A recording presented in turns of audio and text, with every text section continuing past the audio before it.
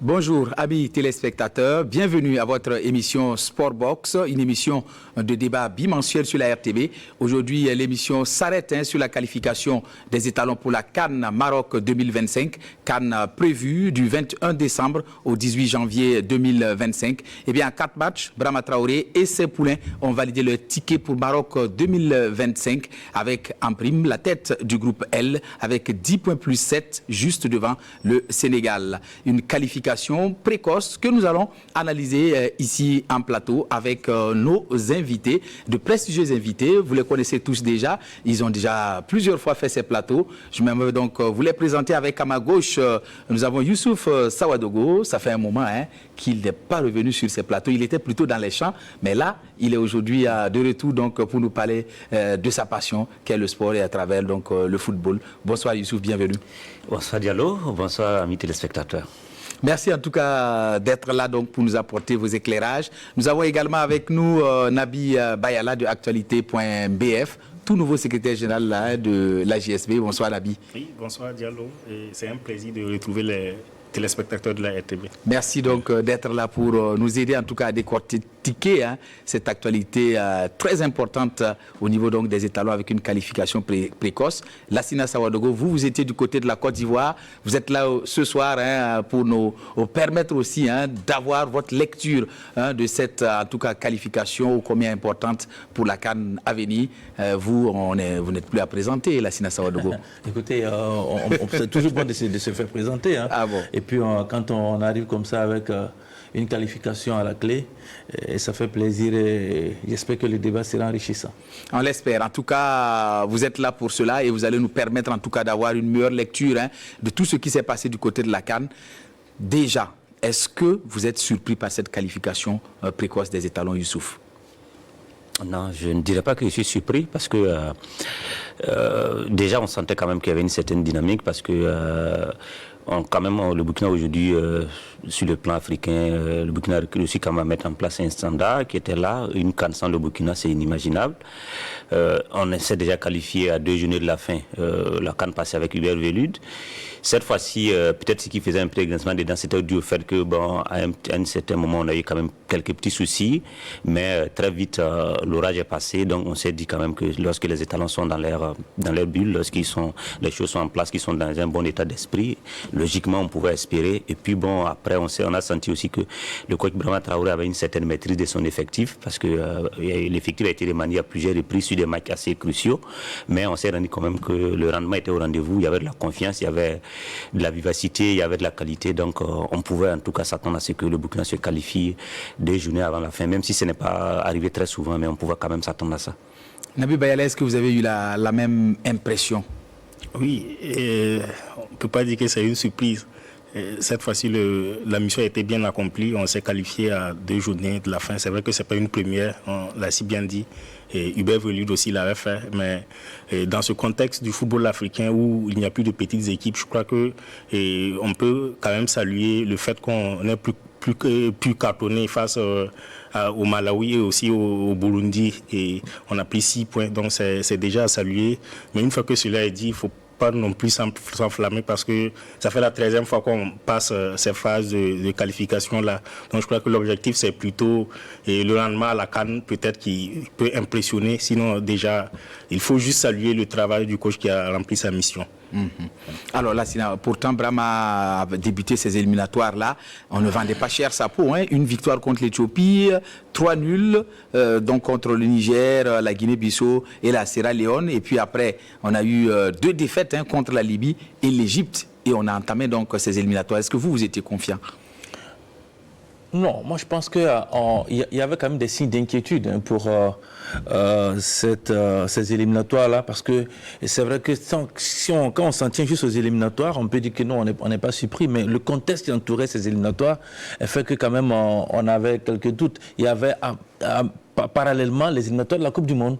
Et Brahma Traoré est arrivé dans un contexte très particulier, à cheval entre deux fédérations, avec la tempête qu'il y avait autour entre la fédération qui sort et celle qui rentre, avec tout ce qu'il y a eu derrière ce tohu-bohu autour de certains joueurs qu'on a pratiquement blacklisté après la Coupe d'Afrique des Nations. Je pense que voilà. Et du coup, Brahma lui-même l'a dit en son temps, il était en train de vouloir inverser une tendance. Parce que la tendance, la spirale était négative depuis le match face au Mali, en 8e de finale au stade Amadou Gon Coulibaly de Korogo. Et cela s'est enchaîné avec cette défaite que vous l'avez évoquée tout à l'heure. Quand on ajoute à cela surtout le match face à l'Égypte, et puis surtout j'ai envie de dire, ce pied de nez qui a été fait aux étalons à Bamako face à la Sierra Leone. Vous vous rappelez encore, mener 2-0 et puis se faire remonter 2 buts partout. Je pense que ça a été un véritable couac dans le parcours des étalons. Même pour Brahma, je pense que ça sonnait dans sa tête, il s'est posé des questions. Surtout que derrière cela, il y avait l'absence de ce qu'on appelle les différents capitaines. Il fallait se reprendre. Et après, il y a eu, comme on l'a dit, moi je l'avais déjà dit, il devait avoir un avant 31 août, parce que c'était avant les élections, et après 31 août. Heureusement, pour lui, il a pu négocier, bien sûr, quand on met les éliminatoires de la Coupe du Monde de côté, il a pu négocier ces matchs-là. Quand on sait que le Burkina était dans le deuxième chapeau de ces éliminatoires, bien négocier ces matchs-là. Surtout Ibrahim Diallo, avec le déclic de Dakar. Ça, il faut le dire, le déclic de Dakar a été importantissime dans la qualification prématurée aujourd'hui. Ce scénario incroyable qui nous permet de revenir au score en le temps additionnel. Je pense que on l'a déjà fait il y a déjà une année pour ceux qui sont des historiens face à la Tunisie, vous vous rappelez, sous Paolo Duarte, le premier passage de Paolo Duarte. Ce match face à la Tunisie a permis aux étalons de reprendre un peu le chemin des éliminatoires jusqu'à aujourd'hui. Et je pense que c'est ça qui a, à mon avis, qui a tout déclenché aujourd'hui. On est très heureux qu'on se soit qualifié comme ça et surtout sans avoir joué un seul match à domicile. Ouais. C'est ce qui est très important à souligner. Sans avoir joué un seul match à domicile, on est premier de cette poule-là devant le Sénégal.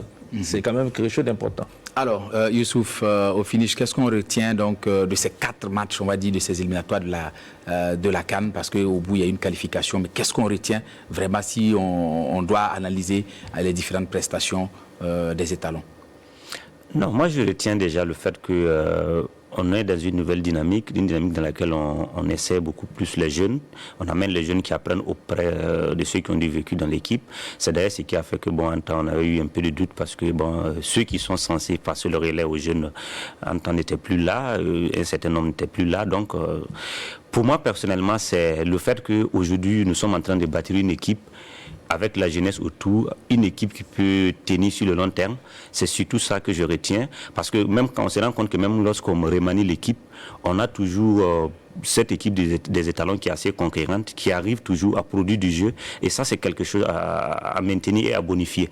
On doit aller au Maroc étant confiant, en continuant d'appeler d'autres jeunes, en continuant d'élargir l'équipe. Parce qu'aujourd'hui, une équipe nationale, elle se bonifie avec le temps. Elle doit travailler à avoir, j'allais dire, un background assez large. Donc, c'est un travail qu'il faut poursuivre. Brahma Traoré est dans cette dynamique. À un moment donné, on s'est dit que, on avait des cadres. Mais on s'est rendu compte que très vite on ne peut pas garder des cadres sur le long terme. Il faut toujours travailler à chercher des éléments. Il faut toujours chercher à renforcer l'effectif. Donc pour moi, ce que je retiens essentiellement, c'est de continuer ce travail de renforcement de l'équipe-là autour des jeunes, donner de la confiance aux jeunes, donner de la chance aux jeunes et tout en leur permettant d'apprendre auprès des anciens qui vont passer le relais tôt ou tard. Alors vous n'avez pas eu d'autres appréhensions sur ces éliminatoires? Le Burkina est sur la bonne voie selon vous? Sur la bonne voie, même s'il y a quelques zones d'inquiétude quand même, quand je regarde, peut-être parfois on se fait remonter le score. Ça, c'est des éléments sur lesquels il faut travailler parce que défensivement, on s'est montré un peu attentiste de temps en temps. Sur tous les coups de pied arrêtés, sur les seconds ballons, on n'a pas toujours été présent. Ce sont des éléments sur lesquels il faut insister. Au niveau du milieu aussi également, parfois, on est très vite dépassé par les événements. Je crois que c'est un secteur de jeu qu'il va falloir voir parce que aujourd'hui, on a un élément qui sort du lot, un Sacha Bansé qui aujourd'hui se positionne comme le véritable taulier au niveau du milieu. Ça ne va pas suffire pour une compétition comme la CAN au Maroc, ça ne va pas suffire, il faut forcément travailler à ce niveau. On parlera des perspectives donc, pour cette CAN-là. Alors, Nabi, qu'est-ce que vous avez pensé du retour des capitaines? Parce que ça, Lassina peut évoquer le sujet, ça fait des gorges chaudes pendant un moment.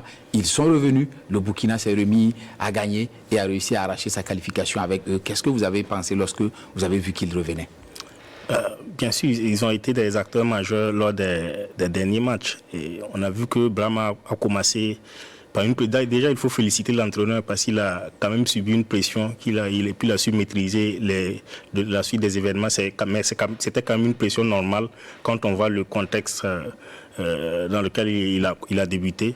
Et le retour, pas seulement des capitaines. On se rappelle que les premiers matchs de Brahma, il n'y avait pas Issa, il n'y avait pas aussi les capitaines. Et au fur et à mesure que ces éléments-là ont intégré l'effectif, on a vu que l'équipe a gagné en qualité. Et donc, c'est pour vous dire que le retour de ces éléments-là était vraiment nécessaire pour l'équipe. Parce que vous savez, on a une équipe, c'est vrai, on peut citer quelques noms, mais quand on prend un 11, c'est quand même juste au niveau de la qualité. C'est ce qui peut faire souvent notre faiblesse. On n'a pas un effectif de 22 joueurs ou des remplaçants peuvent avoir le même niveau que les titulaires. Donc, je crois que beaucoup ont vraiment... ça fait des grosses choses au niveau de l'absence de ces capitaines. On a vu qu'avec leur retour, c'était quand même justifié. On peut dire leur retour était salvateur. Donc, ce n'était pas des poisons, ce n'était pas eux le problème. Bon, je ne vais pas rentrer dans les détails parce que c'est quand même un dossier sur lequel on n'a pas beaucoup de maîtrise. Il y a beaucoup de choses qui se disent de gauche à droite. Mais quoi qu'on dise sportivement, on ne peut rien reprocher à ces trois capitaines-là. On voit qu'à leur poste, quoi qu'on dise, il y a des jeunes prometteurs pour l'avenir et tout. Mais pour l'instant, je crois qu'on a vraiment besoin d'eux. Alors, Lassina Sawadogo, vous aviez évoqué déjà les raisons qui ont un peu milité à ce que cette équipe se bonifie. Est-ce que la venue de Oumarou Sawadogo, selon vous, à la tête de la fédération, a bonifié cette équipe-là aussi? Moi, avec son équipe, bien sûr. Je dirais oui, parce que ce qui est important, c'est que Oumarou Sawadogo ne s'est pas aligné sur l'approche de la fédération sortante, en excluant, pas en excluant, mais en peut-être en tentant de pousser un peu les pions sur la sélection de certains joueurs. Et moi, sur ce plan-là, je voudrais insister sur quelque chose, Ibrahim Diallo, mais l'équipe nationale, comme dans des grands pays, doit être une institution. Et une institution doit aller au-delà des émotions personnelles de quelques personnes. Je ne t'aime pas, on s'en fout de ton amour pour un joueur. Est-ce qu'il est sportivement, est-ce qu'il répond aux critères de sélection en équipe nationale? S'il répond, qu'on l'appelle. Mais quand on sort de ces émotions-là, qui font que, à cause de X ou Y, on se prive de certaines qualités, de certaines personnes qui peuvent nous apporter. Mais regardez le plaisir qu'on a eu lors de cette fenêtre de la CAN au Burkina Faso ici. Regardez le plaisir qu'a apporté ces performances-là pour l'ensemble des Burkinabés des 4 coins du monde. Mais est-ce que vous pensez qu'on doit mettre cela de côté et parce que X n'aime pas un joueur, Y n'aime pas un joueur, qu'on ne l'appelle pas? Aujourd'hui, avec ce qui s'est passé, on a la preuve que le pauvre Brahma a été pris dans un étau incroyable, dans un tourbillon, je ne dis pas son nom. Et il est presque libéré. La preuve, je salue d'ailleurs au passage, en passant, l'approche de la fédération n'avait pas convoqué une conférence de presse pour annoncer cette liste-là. J'imagine ce que ça allait créer. Vous craignez qu'il y ait de la tambouille autour? Il allait avoir de la tambouille parce que je pense que notre chercheur, Brahmanjan, comme certains l'appellent, mérite encore d'être coaché dans le plan de la com pour éviter quelques écarts. Et je pense que ça, c'était important.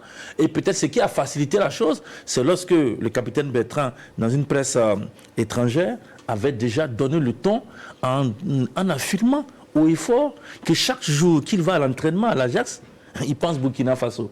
Et quand il n'est pas sélectionné, il est le premier supporter des étalons. Et quand il est sélectionné, il vient avec toute la haine qu'il y a. Et la haine, vous ne direz pas le contraire. Ce qu'on a vu à Abidjan, que ce soit au Sarah Ouattara et au Staff Boigny, a montré que Bertrand, il avait envie, avec Bertrand, Issoufou Dayo, Issa Kaboré et Edmond Tapsoba et tous les autres. Moi, je pense qu'on doit être fier de cela. Et on doit pouvoir institutionnaliser l'équipe nationale, de sorte que les émotions d'une personne ne doivent pas venir, Ibrahim Diallo, venir déstabiliser, venir empêcher. Regardez ce qui se passe en France. Vous faites un parallèle.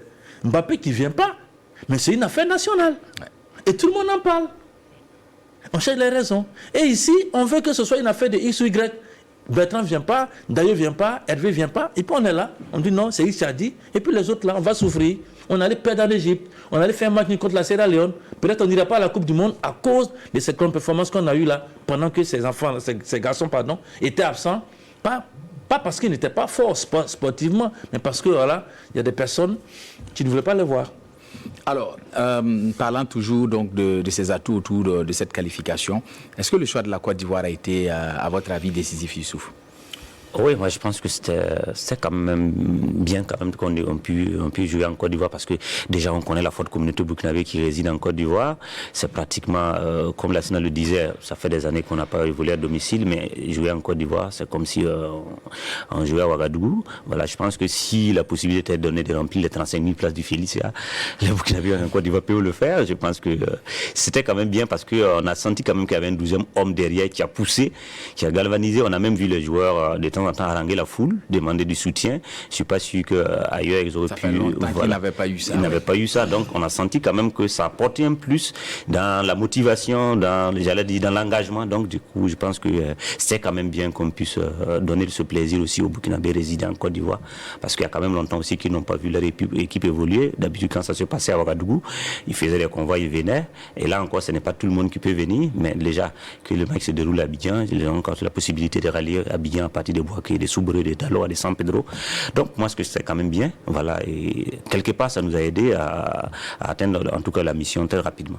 Alors, après, il y a eu cette descente sur la pelouse, cet envahissement des supporters, on ne dira pas burkinabés parce qu'on n'aura pas la prétention d'avoir l'identité de tous ceux qui sont descendus sur la pelouse pour leur attribuer donc une nationalité. Mais en tout cas, il y a eu un envahissement de terrain. Est-ce que ça ne va pas nous porter préjudice pour jouer encore en Côte d'Ivoire avec ces événements-là? Oui, pour l'instant, il n'y a pas d'éléments d'enquête qui montre qu'on peut avoir un souci sur cet envahissement-là. Déjà, il faut déplorer parce que ça arrive beaucoup plus souvent dans le football, mais il faut toujours condamner quand ça arrive, et surtout pour l'intégrité physique des joueurs qui étaient toujours sur la pelouse.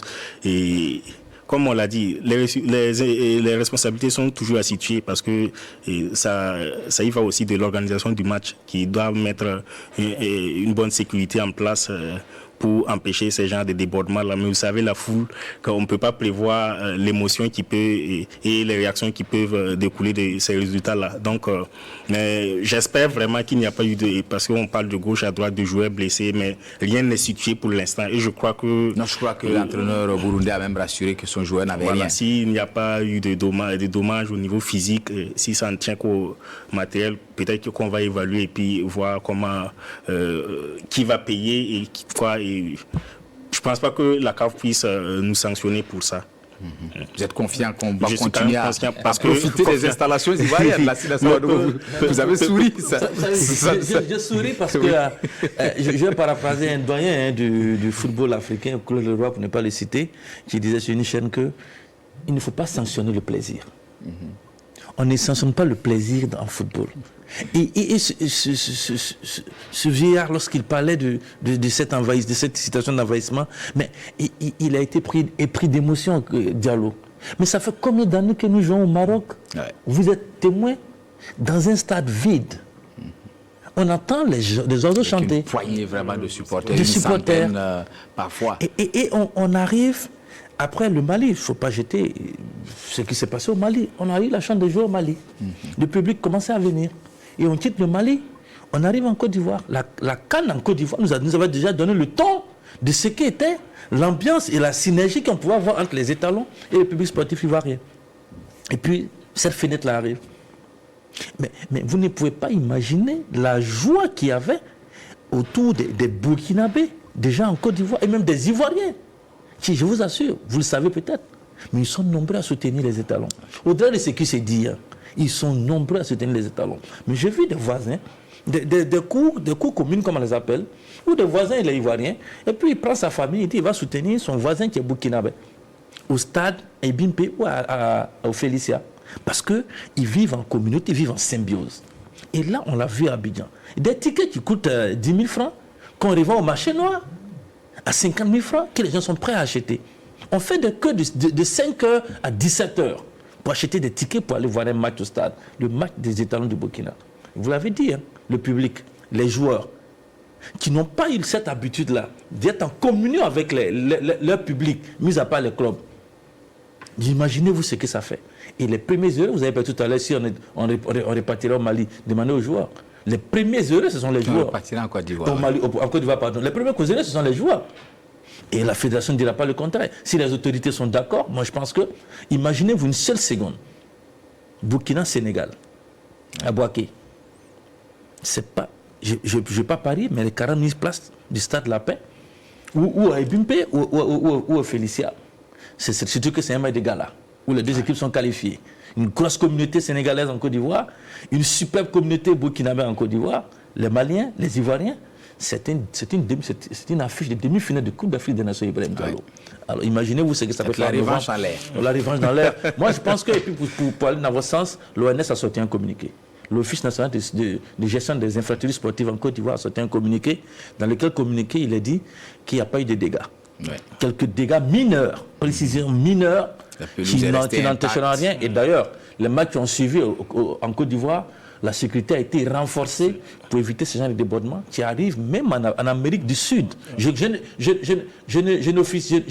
condamne, mais quand même, je vais être quand même, qu'on soit plus ou moins compréhensif de la situation, tout en demandant aux téléspectateurs qui nous suivent de ne pas recommencer ça. Faisons-nous plaisir en restant dans les gradins et laissons les joueurs pour la pelouse. Et surtout que la pelouse aujourd'hui c'est une denrée très très rare. Faites attention. C'est très important. Alors on va parler donc de l'équipe pas proprement dite encore. Est-ce que Brahma a assuré dans la gestion de son effectif durant donc ces 2 derniers matchs là, Youssouf? Oui, moi je pourrais dire qu'il a assuré parce que ces 2 matchs qu'il a livrés avec 2 équipes différentes, si je peux dire. Le premier match, il sort avec un effectif. Et le second match, on voit qu'il y a carrément 6 éléments qui ont changé. Quand on a vu le classement, on était quelque peu inquiet. On a dit, bon, est-ce qu'on change une équipe qui gagne? On bat le Burundi il y a 3 jours de cela à 4-1 avec une composition qu'on connaît. Et juste 3 jours après, on sort un autre classement avec 6 éléments qui ne sont plus là. Donc on a eu des inquiétudes. Voilà, un peu sur les réseaux sociaux avant le mec, chacun est parti de son commentaire. Mais quand le match a commencé, on a vu que le premier match, on a été cueillis à froid par les Burundais. Cette fois-ci, c'est l'inverse, c'est nous qui cueillons froidement les Burundais. Dès la 5e minute.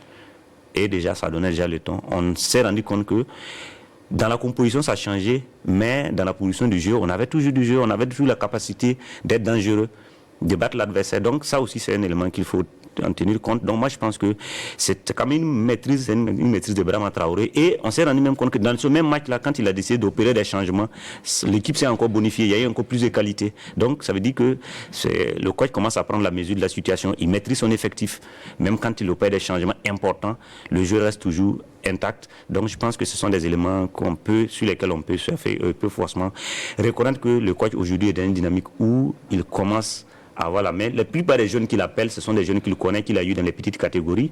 Je peux parler peut-être de Kader Ouattara et autres, qu'il connaît très bien. Et aujourd'hui, il arrive à placer ces jeunes-là, il arrive à tirer le meilleur de ces jeunes-là. Et ça, c'est quelque chose à saluer. Pour moi, il faut rester dans cette dynamique-là. Il faut continuer de bâtir l'équipe parce que le Maroc, ce n'est pas très loin. Voilà, en temps, on peut avoir... Pourquoi pas? On peut avoir des cartes qui sont indisponibles. C'est déjà arrivé à plusieurs reprises. Franck Lassina Traoré a raté, je crois, 1 ou 2 cannes pour cause de blessures. Il n'a jamais fait de cannes jusqu'à présent. Ouais. Il n'a jamais fait de cannes. Donc, ça dit qu'il faut poursuivre. Il faut poursuivre parce qu'on ne sait jamais. Ce sont des joueurs qui sont professionnels, qui jouent beaucoup de matchs en Europe. Les blessures, ça ne prévient pas. Donc, il faut toujours avoir la possibilité. Il faut toujours avoir des pièces de rechange de qualité. Est-ce que ces jeunes-là dont vous parlez, Kader, Camara et autres, est-ce qu'ils vous ont donné satisfaction? Mohamed, latéral gauche, il n'a pas joué le 2e match. Est-ce qu'ils vous ont donné vraiment satisfaction? Oui, pour moi, entièrement. Quand je prends peut-être Mohamed Ouedraogo, face au Burundi, je pense qu'il a tenu quand même dans son couloir, il a tenu, il a tiré son épingle du jeu, il a été assez actif. C'est vrai qu'offensivement, je ne l'ai pas senti très actif, il essaie beaucoup cantonner aux tâches défensives, peut-être qu'il va falloir aussi regarder, parce qu'aujourd'hui, pour gagner un match, on a forcément besoin de latéraux athlétiques aussi, qui apportent de la percussion devant, peut-être que c'est à ce niveau qu'il faut travailler, mais dans l'ensemble, je pense que c'est un garçon qui a été assez bien, qui est resté concentré dans son match, assez discipliné, il a su tenir son couloir. Ousmane Camara, pour moi, il a été beaucoup entre entreprenant face au Sénégal. Pour moi, je dirais que c'est un des grands artisans même de ce nul face au Sénégal, parce qu'il est rentré, il s'est montré entreprenant face à des défenseurs, à de gros calibres. Hein, quand tu as un Camara qui est face à un Kalidou Koulibaly qui décide de quand même aller avec le ballon, c'est pas donné à tout le monde de tenir tête à Kalidou Koulibaly. Il l'a fait, il a été assez percutant, il a été assez entreprenant, surtout qu'il est à l'aise techniquement. C'est ça aussi qui est bien avec ce garçon, il est à l'aise techniquement, et je pense que quand il joue, on ne sent pas que c'est un garçon de 17 ou 18 ou 19 ans. Voilà, il joue pleinement son match, donc je pense que ça en valait la peine. Kader Ouattara, je dirais peut-être moins bien, mais on a quand même senti que c'est un garçon qui peut apporter beaucoup de choses, parce que lui aussi, techniquement, il a la qualité. Donc déjà, ce sont des facteurs assez importants, hein, quand vous avez des joueurs qui sont assez techniques. Voilà, le reste, je pense que ce sont des choses qu'on peut moduler. Donc pour moi, je pense que c'est des jeunes il faut continuer de les appeler. Ils vont se bonifier avec le temps, comme ils sont auprès des anciens qui ont du vécu. Je pense qu'avec le temps, ils feront encore mieux. Voilà. Parlant des anciens dans cette équipe, Aziz Ki, le cas Aziz Ki, qu'est-ce qui se passe, Nabi? Il y a quel problème avec Aziz Ki, avec l'équipe nationale? Je crois que c'est quand même difficile de trouver une explication plausible, parce que vous savez, dans le monde du football, ils sont pleins comme ça, hein, ces joueurs qui cartonnent en club et on cherche leur trace en équipe nationale. On a vu, mais ça peut arriver à tout moment. On a vu Guirassy lors de cette trêve qui a été très souvent critiqué par les Guinéens. On a vu qu'il a mis 5 buts en 2 matchs. Et je crois que c'est le déclic. Hein. Et je pense que Aziz Ki, on peut peut-être parler d'un problème de positionnement ou de système de jeu, parce que au niveau de son club, il joue plus en avant et il est un peu plus libéré. Et alors qu'en équipe nationale, il est cantonné à un rôle où il doit un peu récupérer les ballons, puisqu'on joue très souvent avec des doubles pivots. Voilà, alors qu'il y a des Blati Touré qui est un peu plus technique, qui n'est pas où la récupération n'est pas forcément son point fort. Donc Aziz qui est obligé d'épauler. Aziz qui aussi, au niveau de la récupération, on ne peut pas dire que c'est son point fort aussi. Donc physiquement, il n'a pas ce coffre-là pour, il n'a pas ce faire coffre pour tenir. Donc je crois que finalement ce joueur, je ne sais pas si l'entraîneur va pouvoir trouver la formule pour qu'on puisse quand même profiter de ce qu'il fait en club en Tanzanie là-bas. Moi, j'aimerais quand même revenir sur les jeunes. Voilà, l'intégration de ces jeunes-là. C'est vrai, on a vu du potentiel. Kader, Camara, Mohamed Ouedraogo, c'est sans doute des joueurs qui pourront faire les beaux jours de l'équipe nationale. Mais moi, je trouve que ça manque quand même une antichambre de l'équipe nationale. Par exemple, peut-être des U23 où on aurait pu retrouver ces joueurs-là régulièrement. Et là, ils seraient vraiment prêts au niveau de l'équipe nationale. Quand on voit leur match, à un certain niveau, il y a l'engagement, mais ça manque un peu. On sent des joueurs stressés qui ont beaucoup à prouver. Donc l'équipe gagnerait quand même à avoir une antichambre de l'équipe nationale où on va peaufiner ces grands talents-là avant de pouvoir les intégrer à l'équipe nationale. Alors, on parle de Aziz Ki. Faut-il lui donner les clés de l'équipe comme en Tanzanie, Lassina? Moi, je ne sais pas ce que vous appelez donner des clés à un joueur. Oui, parce qu'en Tanzanie, il est le maître du jeu, c'est lui qui a le tempo, ce n'est pas lui qui est le baroudeur qui va chercher les ballons pour les remonter. On lui apporte et lui, après, il les bonifie. Moi, je pense que on est trop intelligent avec Aziz Ki. Moi, je trouve qu'on est très intelligent. Si certains autres joueurs avaient eu cette même intelligence-là, peut-être qu'ils seraient aujourd'hui au top niveau. Quand un joueur n'arrive pas lui-même à s'intégrer dans un collectif, il faut le laisser à la maison. Il faut le laisser à la maison. Parce que Aziz Ki, pour ces matchs-là, avec des équipes d'un calibre assez acceptable, mais Aziz Ki, quand on te met dans le match, même si on te met quand on est dans le système, Aziz Ki il jouait pratiquement derrière l'avant-centre. Tout à fait. Et c'était à lui de bonifier son temps de jeu. Et on le dit dans toutes les sphères. Mais on te donne du temps parce que généralement on te fait asseoir. Lors de la précédente journée, Aziz Ki n'a pas joué une seule minute. Mais là, on te met titulaire. Et encore, tu nous ressors les mêmes statistiques. Posons-nous la question, Ibrahim. Peut-être que c'est le championnat tanzanien qui est assez faible. Ou bien l'équipe de Young qui est super forte en Tanzanie, de sorte que Aziz Ki prend ses aises. Mais quand il arrive face à des adversaires où il doit sortir un peu plus de son confort, ça coince.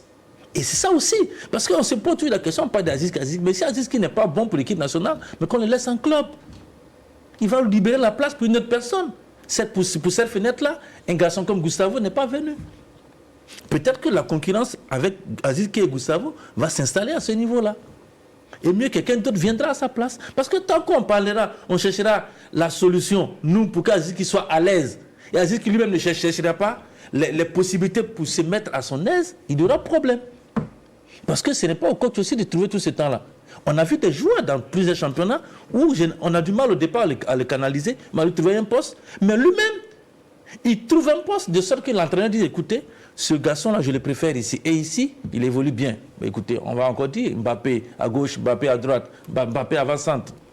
Partout où on le met, il arrive à quand même à tirer son épingle du jeu, même si on sait où est-ce qu'il aime être installé. Aziz Ki aussi, quand on sort de cette situation de Zakin Gandogo, rappelez-vous de Fabien Fade Modeste Ouedraogo, c'est Zakin Gandogo, mais si tu as Zakin Gandogo, sors, comme on dit dans le jargon terre à terre, sors, va chez le voisin, on verra si tu as un Gandogo. Mais pour le moment, c'est un Zakin Gandogo, et s'il continue comme ça, il risque de rester Zakin Gandogo parce que personne n'ira le chercher.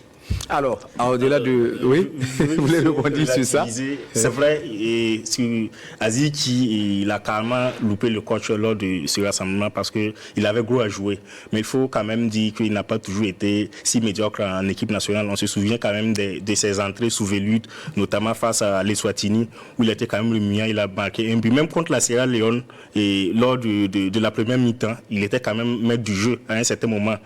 On a parlé du coffre, en temps il s'est un peu épuisé, on l'a remplacé. Je trouve qu'on a besoin de joueurs de talent. Il ne faut pas tout jeter tout de suite et maintenant. Le déclic peut venir à tout moment. Donc je crois qu'au niveau de Aziz Ki, c'est vrai, on a été assez patient avec lui, mais moi je crois que ce joueur peut encore apporter quelque chose à notre équipe nationale. Quoi qu'on dise, même si le championnat tanzanien n'a pas trop le niveau, on le voit en compétition africaine, où il croise des Mamelou Sundowns et autres, et il performe. Je crois que s'il a pu performer là-bas, ce n'est pas contre des équipes comme le Malawi et le Burundi qu'il ne peut pas performer. Je crois qu'il faut toujours lui donner sa chance quand même pour qu'il puisse se racheter avec l'équipe nationale. Alors, refermons la page Aziz. On va plutôt avancer dans le débat. Oui, on va c'est les meilleurs. C'est les meilleurs. Oui. On veut jouer, on veut les meilleurs.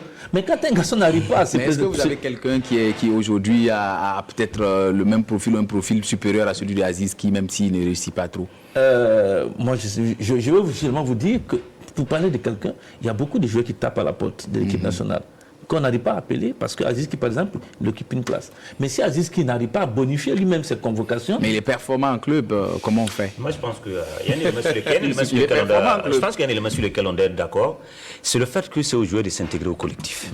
Pour moi, je pense que c'est un élément important, c'est à lui de s'intégrer au collectif. Je pense qu'il a eu quand même sa chance. Comme il a dit, il ne faut pas tout jeter. Il a fait quand même de bonnes choses, mais je pense qu'on peut s'attendre mieux d'Aziz Ki. Pour ce qu'on voit avec les Young Africans, on doit s'attendre mieux. Voilà, on doit s'attendre mieux que ce qu'on voit sur le terrain. Jusque-là, il n'arrive pas. Je ne sais pas qu'est-ce qui coince réellement, mais c'est un fait. On n'a pas le Aziz Ki. On n'a pas le Aziz Ki des Young Africans avec les talents. Le président de la SFB, il était là, il nous avait pas expliqué. Il faut peut-être aussi ce coach mental-là qui est capable de remonter un joueur, qui est capable de lui parler et de l'amener à sortir un peu de ce blocage-là. Peut-être que c'est ça aussi qui manque à l'équipe du Burkina. De Dango Ouattara. J'étais monté très haut. Et puis à un moment donné, ça s'est stabilisé, on se posait des questions. Mais là, sur cette fenêtre, il nous plante 2 buts.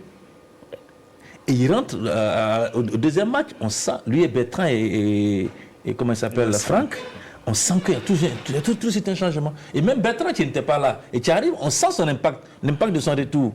Mais Aziz Ki, il arrive, il n'est pas là, on ne sent rien. Et c'est à lui, Aziz Ki, comme il a dit tout à l'heure, c'est à lui de s'intégrer à ce collectif-là. Il s'est intégré socialement. Il se plaisante avec Edmond, il plaisante avec Bertrand, et tout le monde, ça va, c'est un bon Samo comme on les aime. Mais dans le jeu maintenant, mais il faut qu'il montre que les Samo là aussi, ils peuvent se targuer, ils peuvent appeler à tous les Mossi de Ouagadougou et d'ailleurs pour dire, écoutez, on a un Samo qui performe en équipe nationale pour le moment. Le Samo, ça vole pas haut. Alors on va parler d'un autre garçon qui était très attendu, c'est Farid, le portier, en l'absence donc de Hervé Kofi. Est-ce que Youssouf, il a répondu à vos attentes à ce niveau-là, Farid? Oh oui, je dirais quand même que Farid a, surtout le second match, il a sorti quand même de balles chaudes. C'est vrai que Hervé Kofi s'arrête. Hervé Kofi ne remplace pas Hervé Kofi qui veut. Voilà, il y aura toujours cette différence-là. On sent que Farid Sarès sera toujours le deuxième gardien tant qu'Hervé Kofi sera là, parce que forcément, c'est pas les mêmes qualités, c'est pas la même assurance. Mais il a quand même sorti des balles chaudes. Il s'est montré quand même assez sûr de lui. Il a donné de la voix. Pour moi, je l'ai trouvé quand même assez bien. En l'absence de Kofi, je pense que... sur le deuxième ou sur le premier? Sur le deuxième surtout, sur le deuxième match. Je l'ai vu sortir quand même quelques balles chaudes. Voilà, je crois qu'il y a une action où Lassine a... Je sais pas, j'ai senti dans les commentaires qu'il avait vu le ballon au fond, mais Farid l'a sorti. Farid l'a sorti. Donc, ce sont des phases qu'il faut mettre à l'actif de Farid. C'est assez important. Moi, je pense qu'il faut donner de la force aux jeunes, il faut l'encourager. Il a sorti son épingle du jeu. Pour moi, personnellement, je suis satisfait de sa prestation sur l'ensemble des deux matchs. C'est acceptable. Voilà, si on a une équipe qui maîtrise le jeu, qui prend moins de risques et qui surtout défensivement reste assez attentive, parce que parfois c'est ça aussi, hein, quand vous avez une défense peut-être qui a tendance à jouer avec le feu de temps en temps, il ne faut pas forcément finir par accuser le gardien. Il faut que nous aussi on évite de prendre les risques derrière en montrant trop d'assurance. Ouais, parce que voilà, face au Burundi, qui est venu celui face au Burundi, voilà. Défense, ouais. Qu'est-ce que Farid pouvait faire? On offre carrément le but au Burundais. Donc, je ne pense pas qu'on puisse accuser Farid pour ça. Donc, sinon, dans l'ensemble, je pense que c'est quand même un Farid je pense qu'il a appris de ses erreurs, qui est devenu beaucoup plus rassurant, beaucoup plus sûr. Je l'ai senti quand même il a une lecture du jeu nettement au-dessus de la moyenne, surtout sur ses sorties. Il n'a pas trop raté ses sorties. Donc, je pense que ce sont des choses quand même qu'il faut mettre à son actif. C'était juste la confiance qu'il lui fallait. C'est juste la confiance qu'il lui fallait. Je pense que là, il commence à gagner en confiance et si on continue comme ça, on pourra avoir un Farid qui va répondre en tout cas les matchs à venir.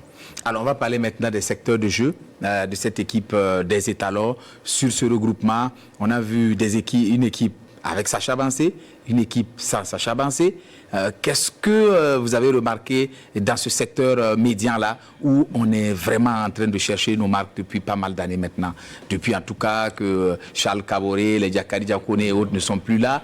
On ne sent plus ce milieu de terrain burkinabé capable en tout cas d'imprimer son rythme. C'est vrai qu'en tant que Gustavo et Blatti avaient trouvé donc une bonne connexion et avaient permis donc de reprendre du poil de la bête, mais c'est retombé depuis quelques temps.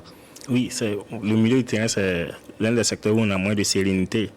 Souvent, on a des joueurs combatifs qui n'allient pas technique et combativité. Et un autre jour, on a des joueurs très techniques et qui ont du mal au niveau de la récupération.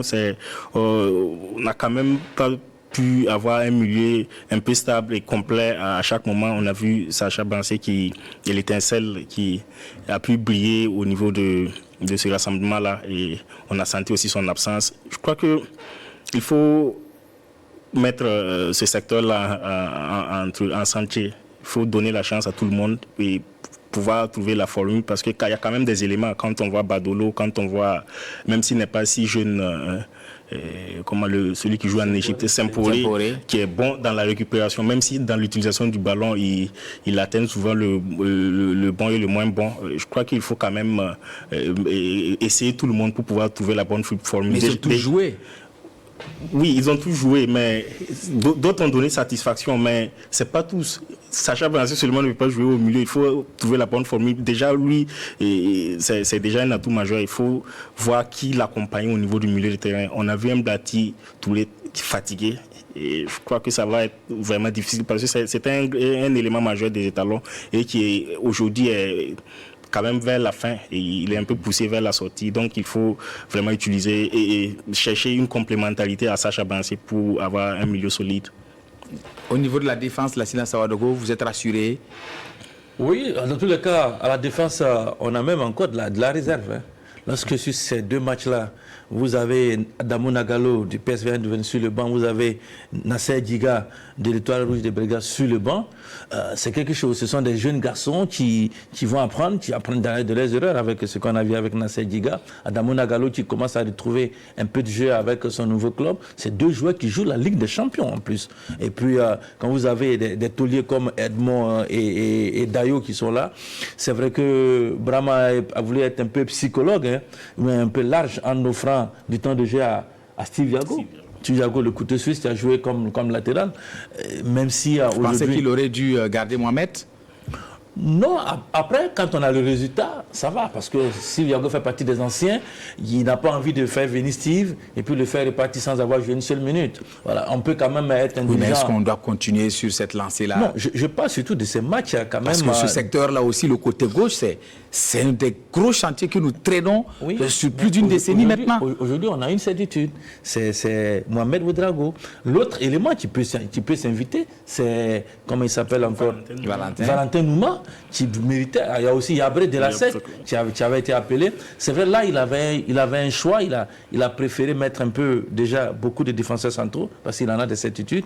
Et puis après, sur ce plan-là, je pense que quand on va jouer un match face à un adversaire coriace, il va falloir mettre des joueurs qui sont prompts pour ces postes-là, comme Mohamed Ouedraogo, qui mérite encore de bonifier son jeu, tant défensivement qu'offensivement, parce que quand on regarde ses statistiques en termes de passes décisives, quand on voit ce qu'il sait faire, il a du boulot. Il a beaucoup de boulot. Sinon, mis à part cela, je pense que la défense aujourd'hui, on peut se dire que Edmond, il est là. Dayo, il a de bons concurrents comme Nagalo et Diga. Et puis, voilà, Steve, il sera là parce que c'est un joueur de devoir. Qu'on le veut ou non, il faut reconnaître cela à Steve. C'est un joueur, quand tu lui dis, va jouer sur le poteau, il joue sur le poteau. Va jouer sous le poteau, il joue sur le poteau. Au moins pour cela, il faut reconnaître cela. Farid, vous avez parlé de Farid tout à l'heure, il avait besoin d'un déclic psychologique parce qu'il était encore hanté par cet épisode du Cameroun. Je pense que ces deux matchs, Brahma a eu beaucoup de psychologie en les faisant jouer ces deux matchs, en ne jouant pas aussi avec l'alternance là-bas, parce que déjà c'est une information. Farid est le numéro 2. Le numéro 2, ça c'est déjà très très important pour lui, ça le rassure. Et à lui maintenant de rassurer sa défense. Et il a rassuré sa défense surtout sur le deuxième match. Même le public sportif burkinabé avait un peu de l'appréhension quand on voyait Farid jouer. Il a besoin aussi d'améliorer son body language. Ça c'est personnel. Il faut qu'il améliore cela. Parce que déjà quand on le voit, il fait doute. Et ça c'est dangereux. Il faut travailler à enlever ce doute-là pour que quand on annonce Farid, on a assuré. Aujourd'hui, quand Hervé est là, même quand il a un pied, comme Paolo Dati l'a dit, je préfère Hervé Kofi un pied qu'un autre gardien. Ça a choqué certaines personnes, mais après on l'a vu sur certaines rencontres qu'Hervé était une pièce importante. Aujourd'hui, c'est bon d'avoir une doublure déjà, et puis derrière on verra avec Kylian, avec Marais et les autres, ceux qui peuvent encore postuler à un poste. Moi je pense que la défense aujourd'hui, on n'a pas de souci à se faire. Peut-être que juste une question de positionnement des joueurs, surtout de concentration. Surtout, oui, de concentration. Parce que quand on a Edmond Tassoua qui revient de plusieurs matchs en Bundesliga, je pense qu'il s'est dit il peut jouer un peu à la baballe et tout, mais je pense que ça, c'est des choses qui se règlent facilement.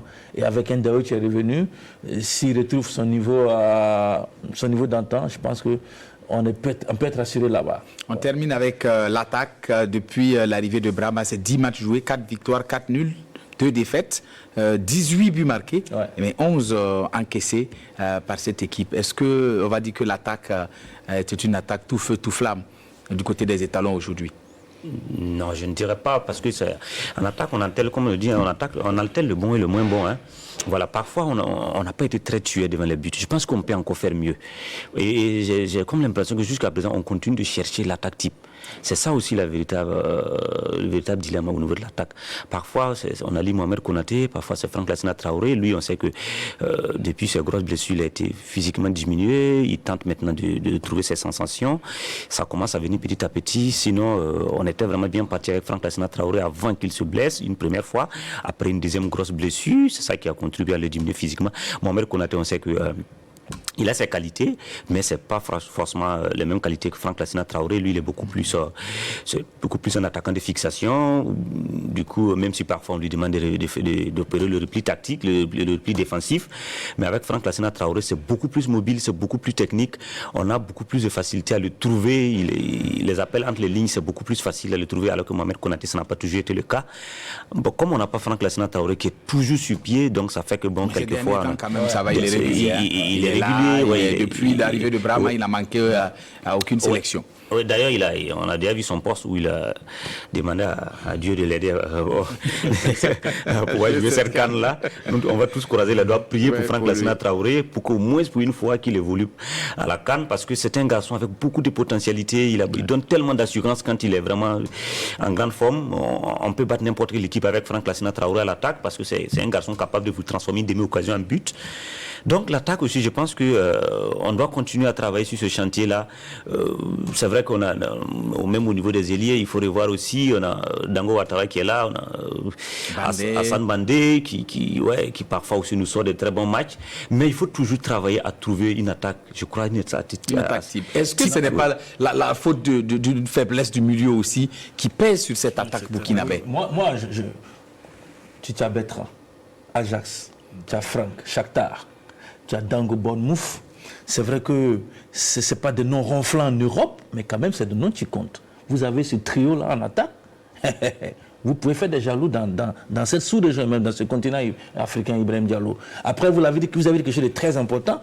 Quand vous avez une défense comme celle qu'on a citée, une attaque avec ce trio-là, il faut compléter cela avec cet élément d'équilibre dans une équipe, le milieu de terrain. Et c'est là-bas que le chantier il est colossal.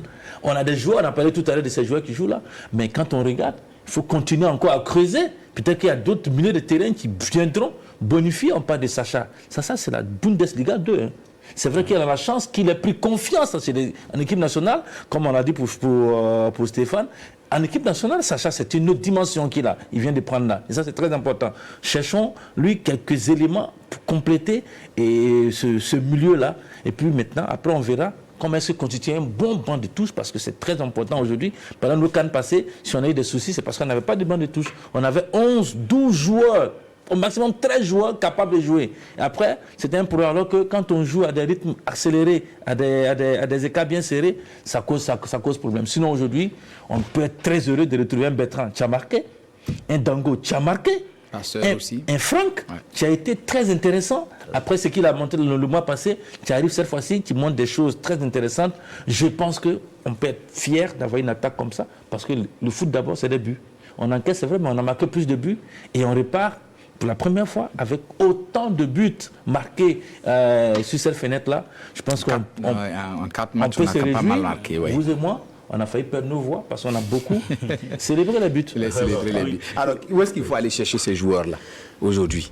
On parle de binationaux, on parle du championnat national, on parle des joueurs qui sont dans des réserves et autres. Où est-ce qu'il faut aller trouver ces joueurs-là aujourd'hui pour venir combler ces lacunes au niveau de l'équipe nationale? Oui, pour ça, il faut déjà conforter l'effectif qui est là. On avait déjà parlé des jeunes qui ont pu être intégrés, même si je trouve qu'ils ont été intégrés très tôt. Ils sont déjà là et beaucoup ont quand même apporté satisfaction. Donc il faut les consolider. Pourquoi parler de taux alors? Non, quand je parle de taux, c'est pas une question d'âge. Je trouve que quand on saute de l'équipe junior à l'équipe senior, souvent tu peux avoir les qualités, mais le contexte est un peu difficile et la pression n'est pas la même. Non, il y a toujours exception partout. Il y a toujours même le Ghana l'a fait. Hein? Oui. L'équipe junior du Ghana qui a remporté la Coupe du Monde. Justement. A été amené en A et ils ont fait les beaux jours du Ghana. Même au niveau, quoi qu'on dise, même au niveau des binationaux, la plupart des binationaux que nous convoitons jouent dans des divisions inférieures, c'est pas au haut niveau. Et envoyer certains joueurs à l'équipe nationale sans antichambre, sans avoir testé à quelque part, moi je trouve que quand même l'équipe Fagnon c'est quand même un label, il ne faut pas que ça soit galvaudé de partout. Moi je suis d'accord avec vous sur un plan, mais écoutez, ces joueurs-là, par exemple quand on prenait les Ouattara, les Camara, ils ont joué en catégorie inférieure, ils ont joué chez les cadets, ils sont allés à la Coupe du Monde, et après tu les retrouves à Riga. Quand même, il commence. Et puis vous le voyez jouer. Quand vous le voyez jouer, vous n'avez pas l'impression qu'il a 18 ans, ce garçon. C'est ce que je dis. Et c'est pareil pour Ouattara, qui arrive. C'est vrai que tu as besoin de canaliser. Ibrahim Diallo l'a dit là, de commenter, tu as besoin de canaliser ses efforts, parce qu'il n'arrive pas à canaliser ses efforts-là. Mais ce sont des garçons. Lorsque vous voyez la scène qu'il fait après le but de Bertrand, ils savent qu'ils sont sous l'ombre d'un garçon comme Bertrand et ils doivent travailler 2 fois plus parce qu'ils ont compris. Hein, avant l'arrivée de Bertrand, ils pensaient qu'apparemment c'était déjà un acquis. Mais quand le Bertrand arrive, ils se rendent compte qu'il y a du boulot. Il y a du boulot qui les attend pour pouvoir peut-être un jour prétendre à remplacer ces garçons-là. Je pense que c'est très important, même si on est d'accord avec vous, qu'il faut encore, avec l'UFOAB, U20, on espère encore découvrir encore certains joueurs, parce que Ibrahim Diallo, même il sait qu'elle a posé la question, il y a des choses qui ne s'inventent pas. Si vous cherchez des milieux de terrain de qualité, S'il n'y en a pas sur le marché, il faut en former. Ça ne viendra pas d'ailleurs. Et les binationaux, il faut travailler, avoir une bonne équipe, une belle équipe surtout, comme ça s'est fait au Sénégal et dans d'autres pays, pour que les binationaux, ce n'est pas nous qui les cotisons. C'est pour ça que je ne suis pas d'accord avec cette histoire de créer des cellules-là. Non. Et une équipe qui s'appelle le Burkina Faso, qui joue le Malawi, qui joue le Burundi, qui joue le Sénégal, qui joue bien, ça va retentir dans tous les 4 coins du monde. Et celui qui est burkinabé, qui voudra jouer, ben, il viendra. Parce qu'ici, il sait qu'il a une bonne visibilité à avoir. Je pense. Alors, je vais juste revenir un peu sur ça. C'est pas, voilà, justement, ces jeunes qui viennent à l'équipe nationale, c'est vrai, ils sont techniques, mais ils ne vont pas jouer à chaque moment. Ils vont faire des rassemblements, peut-être 2 matchs où ils ne vont pas jouer. Moi, je plaide vraiment pour qu'on trouve une tribune pour ces jeunes-là, pour qu'ils puissent avoir de la compétition en équipe nationale. Ça va les permettre de se renforcer et d'arriver prêts à l'équipe nationale. Un joueur qui est convoqué à chaque fois et qui ne joue pas, on a vu beaucoup les Banou Diawara et autres, à un certain moment, ça peut créer même des tensions dans le groupe. Quoi qu'on dise, ils sont conscients qu'ils sont remplaçants et tout, mais quand tu ne joues pas, le climat peut être délétère à tout moment. À un moment donné. Alors, qu'est-ce qu'il faut faire pour les 2 derniers matchs? C'est des matchs de gala, selon vous, Youssouf? Non, pour moi, loin de là, il faut surtout pas prendre ces 2 matchs-là comme des matchs de gala. Parce qu'après aussi, on a besoin d'être quand même de rester en tête de la poule. Hein. C'est un élément très important. Parfois, on a tendance à oublier ou à négliger cela pour dire non, bon, on est déjà qualifié. Et puis bon, paf, on perd la première place, on se contente de la 2e place. Et on se rend compte qu'au niveau du tirage pour les phases finales de la CAN, ça nous porte préjudice parce qu'on tombe dans des poules pas très faciles. On sort peut-être émoussé de cette poule-là. On tombe en toi sur un gros morceau, peut-être en 8e de finale. Et puis bon, après. Donc, je pense que ce sont des éléments qu'il faut en tenir compte, hein, parce que ça peut aussi contribuer à une bonne prestation en CAN et à un bon parcours en CAN. Il faut tout faire pour rester à la tête de cette poule-là, pour avoir les faveurs du tirage pour les phases finales. Mais comment on fait pour avoir donné du temps de jeu à d'autres aussi si on veut forcément prendre la première place?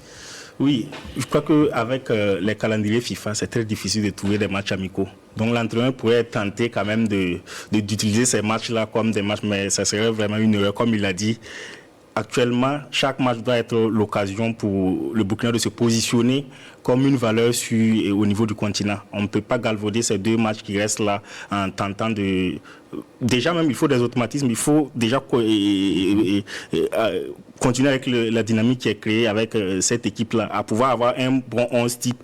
Donc, il ne faut pas s'amuser avec ces 2 matchs, surtout contre le Sénégal, qui est quand même un match de prestige. Je crois qu'une victoire contre le Sénégal va quand même donner une confiance à cette équipe qui joue là. Donc, je ne pense pas que ces 2 matchs-là doivent être de tous les pots pour nos étalons. Alors, Lassina Sawadogo, on s'achemine vers la fin. Est-ce qu'au niveau du staff, vous pensez que c'est bon? Parce qu'à un moment donné, on a senti des velléités de dire que ce staff-là, il fallait le renforcer. Est-ce que c'est toujours d'actualité? Moi, je pense que oui. Je pense qu'il ne faut pas se leurrer. Aujourd'hui, avec le football moderne, regardez comment on joue chaque 3 jours, un staff aussi minimal que ceux des étalons ne peut pas être performant. Il faut pouvoir soulager certains éléments du staff pour qu'ils soient dans la réflexion. Allons chercher quelques éléments pour bonifier ce staff-là. Lesquels je ne sais pas qui a l'analyse vidéo de l'équipe. Je ne sais pas, on a combien d'ostéopathes dans cette équipe. Je ne sais pas, on a combien de kinés. Parce que vous imaginez qu'après un match au stade Alassane Ouattara, vous avez 2 jours de récupération pour jouer l'autre match. Combien de temps vous passez pour masser tous ces joueurs-là? Demandez au médecin, masser tous ces joueurs-là. Toute la nuit, 25 joueurs. Peut-être que vous massez les 13, 14 qui ont joué. Mais c'est énorme. Il y a des staffs, aujourd'hui, c'est vrai qu'il y a des staffs de 25 personnes. On ne peut pas demander 25 personnes, mais il faut avoir un staff moyen, mais de qualité. Parce que le football, malheureusement, on ne se dit pas que toi, tu es au Burkina, ça ne va pas chez toi, et puis toi, tu es X, ça va chez toi. Non. On veut jouer sur le même rectangle vert. On veut les mêmes résultats. Et on ne veut pas faire les mêmes efforts, mais on veut avoir les mêmes émotions. C'est difficile. Je pense que pour cela, il faut faire un effort au niveau de la fédération, au niveau des ministères, pour que le staff soit vraiment, ait toutes les compétences qu'on peut avoir dans un staff technique d'une équipe nationale A. Ça, c'est très important. On peut checker pour voir quel est le staff technique de la France, le staff technique de l'Argentine, le staff technique de l'Angleterre. Et puis on descend. Des pays africains comme l'Égypte, le Sénégal, la Tunisie, pour se faire une idée de ce que c'est que le staff. Et comme ça, comparaison n'a pas raison, mais on se donne une bonne idée. Parce que quand vous êtes sur les réseaux sociaux, vous dites que vous êtes malien, l'autre dit qu'il est sénégalais, l'autre il est guinéen, vous avez les mêmes ambitions d'aller jouer une bonne CAN. Voilà, après, quand les moyens ne suivent pas, ça devient difficile. Et sur ce plan-là, il faut insister. Il faut insister. Alors, vous êtes d'avis qu'il faut insister. Et qu'est-ce qu'il faut ajouter à cette équipe-là qui se prépare pour le Maroc, en dernier mot? Moi, je pense qu'il faut surtout travailler sur la psychologie des joueurs. Je pense que parfois, on a l'impression qu'il y a des relâchements par moment. Parce que c'est quand même important, il faut souligner, les buts qu'on prend, c'est des buts qui sont fort évitables. Et ça, peut-être, c'est des moments de déconcentration. On a des sauts de concentration chaque fois dans les matchs. On ne reste pas très concentré. Et ça, c'est des choses qu'il faut forcément regarder de près. Parfois, ce n'est pas des actions dont on sait que nos joueurs sont capables. On a des éléments qui sont capables, en tout cas, de faire face à certaines situations, mais par souci de concentration où très rapidement, d'entrée de jeu, on prend un but inexplicable. C'est difficile à comprendre.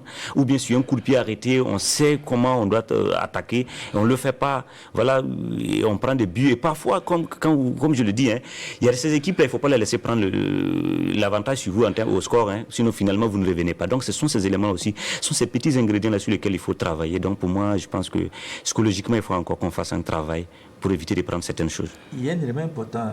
Tout à l'heure, on parlait de la première période de groupe ou quoi.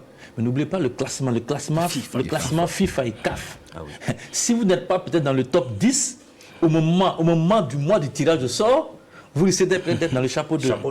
Ça, c'est ça. Donc, pendant un bout de temps, avec Brahma au départ, la spirale était en train la courbe était en train de descendre et ça nous inquiétait. On a perdu beaucoup de place au niveau du classement. Il faut souhaiter que cela remonte. C'est pour cela que vous parlez de la CAN, mais entre-temps, il y aura les éliminatoires de la Coupe du Monde. Ouais. Qui vont compter aussi pour le ranking, comme on appelle pour le ranking de la FIFA et de la CAF. Et il ne faut pas... La CAN, c'est en janvier 2025, janvier 2026. Mais en temps, il y aura les éliminatoires de la Coupe du Monde. L'Égypte, peut-être, et bien d'autres adversaires qu'il va falloir croiser et qu'il faut gagner. Après, quand ça va arriver à ce moment-là, peut-être sur ce plateau-là encore, on sera assis à se tourner les pouces et même à s'en vouloir parce qu'on a raté le coche lors des 2 premières journées. Et ça, peut-être qu'avec vous ici, Ibrahim Diallo, on boxera encore sur cette affaire-là ici et puis on se rendra compte qu'au Burkina, on aime trop les histoires d'émotion. C'est dommage. Alors, on espère qu'on pourra en tout cas éviter cette situation. Brahma donc a les 2 matchs qui vont se présenter à lui pour cette année. C'est bien sûr contre le Sénégal et contre le Malawi. Tout le monde est d'accord qu'il faut aller chercher donc ces 2 matchs-là. Il ne faut pas changer. Il faut rester avec le groupe le plus solide pour pouvoir donc aller en tout cas prendre le maximum de points pour rester en tête en tout cas de ce groupe-là. On est unanime qu'aujourd'hui, les étalons ont une place à occuper sur la scène africaine. Donc, on va vous dire merci sur ce, parce qu'on ne va pas poursuivre le débat. Non,